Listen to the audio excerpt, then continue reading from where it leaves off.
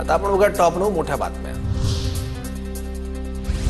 परळीतील अमानुष मारहाण झालेल्या तरुणाची जरांगे भेट घेणार। आज सकाळी 11 वाजता अंबाजोगाईतील रुग्णालयात भेट घेणार। 2 दिवसांपूर्वी समाधान मुंडे आणि टोळीकडून तरुणाला मारहाण।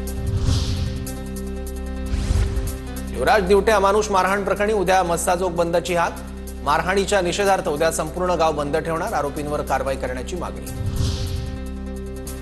बारामतीत नवनियुक्त पुणे ग्रामीणचे पोलीस अधीक्षक उपमुख्यमंत्री अजित पवारांच्या भेटीला। काटेवाडी निवासस्थानी संदीप सिंह गिल आणि अजित पवारांची भेट घेतली।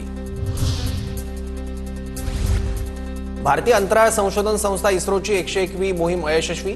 PSLV C61 रॉकेटमधून EOS-09 उपग्रहाचं प्रक्षेपण। मात्र तिसऱ्या टप्प्याच्या वेळी रॉकेटमध्ये तांत्रिक बिघाड झाल्यानं मोहीम अयशस्वी। अहमदाबाद हावडा एक्सप्रेसवर झालेल्या दगडफेकीची चौकशी सुरू। नागपूरच्या कामठी परिसरात काल एक्सप्रेसवर दगडफेक। रेल्वे सुरक्षा दलाकडून दगडफेकीची गंभीर दखल।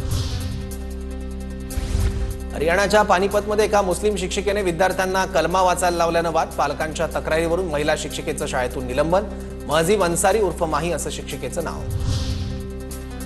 बुलढाण्यात शेतकरी नेते रविकांत तुपकरांच्या गाडीला अपघात। वाशी पारगाव टोलनाक्यावर ट्रकची वाहनाला मागून धडक। 2 जण किरकोळ जखमी। ट्रक चालकासह 1 जण पोलिसांच्या ताब्यात। गुन्हा दाखल।